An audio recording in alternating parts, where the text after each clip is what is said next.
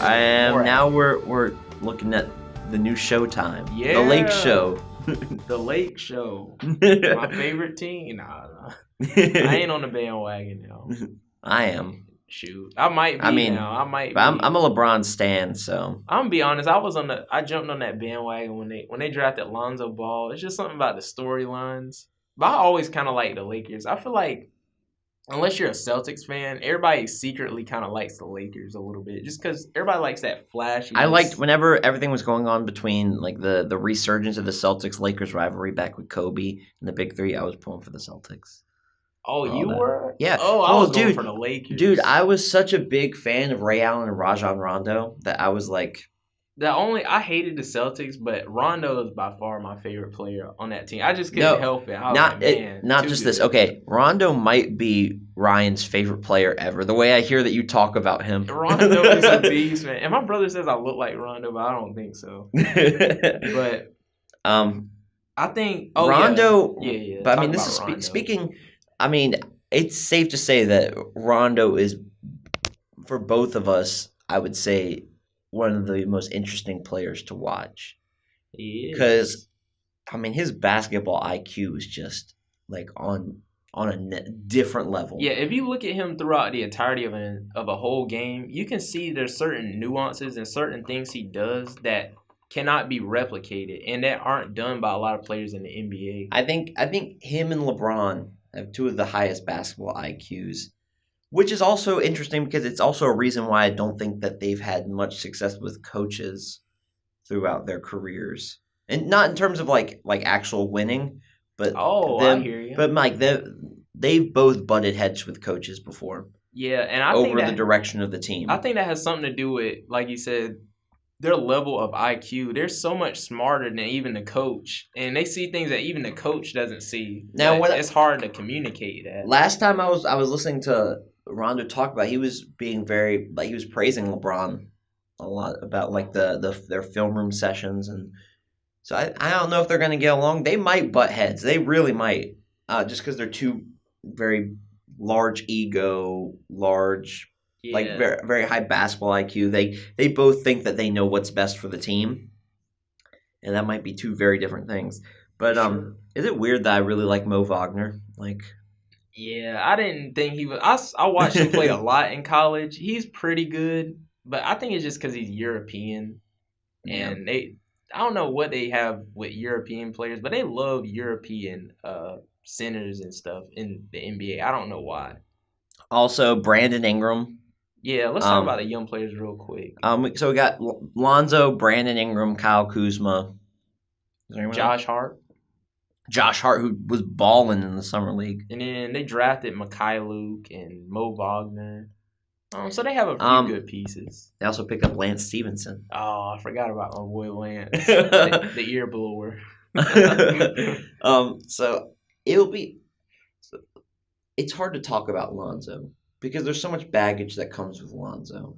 But if you talk about him strictly as a player, I mean, I think he's going to get better this year. Can he fix that free throw? I don't know. His shot wasn't looking very different. Well, it wasn't looking much different. But I don't know if he can correct things like. Well, I just want to see, can he up his points per game? Because I'm not a big proponent on point guard scoring all the time, but for them to be successful, he has to score. Like, if he starts, he needs to score about 18 points a game. I think that Brandon Ingram, though, is going to be like the second guy on the team. You think so? I mean, everyone seems to see something in him. Like LeBron sees something in him. Kobe saw something in him. I think like that was a thing that I read. But yeah, like I think that, and I remember the first time that I got to go to the NCAA tournament. I saw Brandon Ingram as far away from like that door as yeah, and he's that was tall. Weird. He is really tall. Another side note about that, like it was weird. I made eye contact with Grayson Allen during that whole thing. What a fraud! That was so strange, and I saw Coach K and all that. But that was probably really cool though. That was awesome. But Brandon Ingram, if he can kind of work on that shot a little bit, like shooting outside, because the thing is like. he has the potential to be one of those guys that can shoot from anywhere because he can just get over people. He's so lanky that you're not going to really be able to contest his shot. Kind of like a la Kevin Durant. But I mean, he's shown glimpses of being able to do that. But it'd be nice if he could get a more consistent outside shot. Yeah, I think that's a whole thing for the Lakers, though, is they don't have like great shooters on the team. Yeah, I was thinking that Brandon Ingram needs to be kind of like what Kyrie was, kind of like a young player that LeBron can teach and have him grow into his role. And Brandon Ingram's eventually gonna be, like they say, the next Kevin Durant because he's got the frame and he's got the skill set and the capabilities to stretch the floor. He can play decent defense, but also definitly shooting is Brandon Ingram from Kinston, North Carolina. Yeah, another North Carolina person. Wow, that's wild.